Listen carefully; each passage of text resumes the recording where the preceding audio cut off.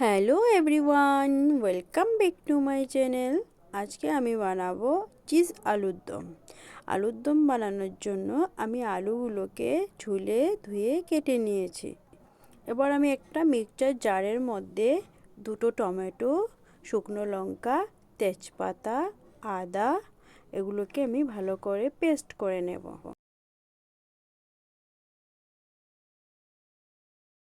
পেস্টটা আমার হয়ে গেছে। এবার আমি গোটা জিরে গোটা ধনেটাকে একটু ভেজে নিয়ে এগুলোকে আমি একটা পাউডার করে নেব। পাউডারটাও আমার রেডি হয়ে গিয়েছে। এবার কুকারের মধ্যে আলুগুলোকে দিয়ে অল্প নুন দিয়ে 2 সিটি আমি দিয়ে দেব। আলুটা আমার সিদ্ধ হয়ে গেছে। এবার আমি আলুগুলোকে ভাজবো।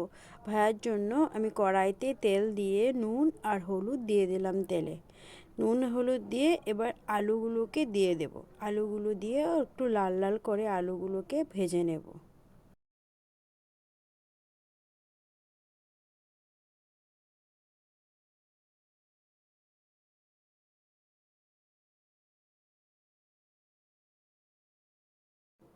আলু ভাজাটাও আমার হয়ে গেছে। দেখো আলু ভাজাটাও রেডি।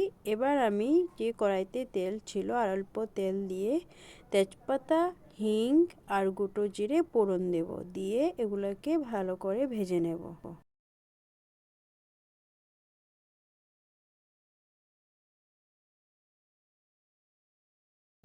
ভাজা হয়ে গেছে। এবার আমি যে পেস্টটা তৈরি করেছিলাম টমেটো, আদা, কাঁচা লঙ্কা, শুকনো লঙ্কা এগুলোকে আমি এবার দিয়ে দিলাম।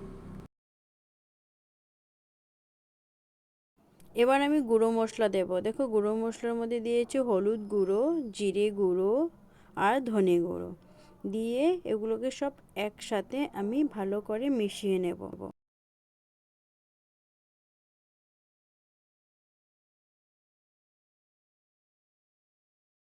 এবার মশলাটাকে তেল ছাড়া অবধি আমি ভালো করে কষিয়ে অল্প দুধ দেব। একবার দেব না, আমি 2বার দেব, তাও অল্প অল্প করে। দেখো অল্প দিয়েছি। এটাকে ভালো করে মিক্স করব মশলাটার সাথে। মিক্সটা হয়ে গেলে ভালো করে তারপর আবারও অল্প দুধ অ্যাড করব।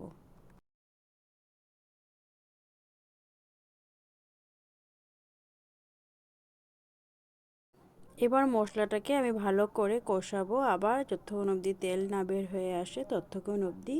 তারপরে আমি দিয়ে দেব মটরশুঁটি। মটরশুঁটিটাকে আমি একটু সিদ্ধ করে নিয়েছিলাম। সিদ্ধ করে নিয়ে আমি এবার ওই মশলাটার সাথে দিয়ে দিয়েছি। দেখো মশলাটা মটরশুঁটিটা ভালো করে কষানো হয়ে গেছে। এবার আমি দিয়ে দিলাম আলু।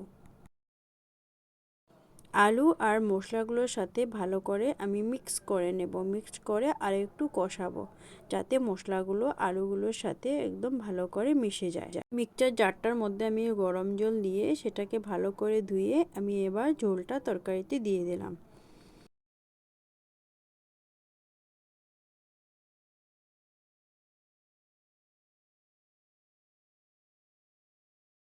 দেখো তরকারিটা ফুটেও এসেছে, হয়ে এসেছে। এবার মানে প্রায় হয়নি, ফুটে এসেছে। এখন আমি দিয়ে দেব চিজ।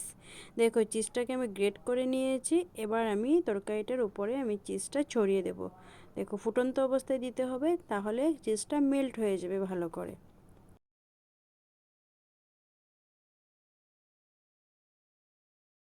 চিজটা দিয়ে আমি ভালো করে আর অল্প রান্না করব যাতে চিজটা ভালো করে সম্পূর্ণভাবে মিশে যায়। মিশে গেলে তখনই খেতে টেস্ট লাগবে ভালো। দেখো চিজটাও আমার মেল্ট হয়ে গিয়ে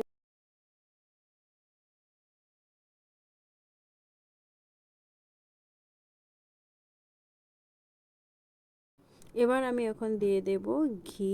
দেখো ঘি আর হলো দেব গরম মশলা।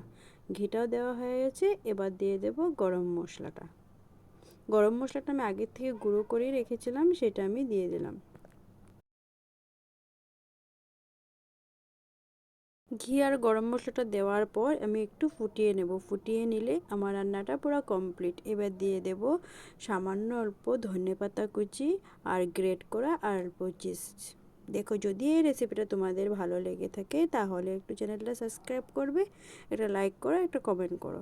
এটাই চাই, তোমরা সবাই আমার পাশে থেকো। দেখো আমার চিজ আলুর দম সম্পূর্ণভাবে রেডি।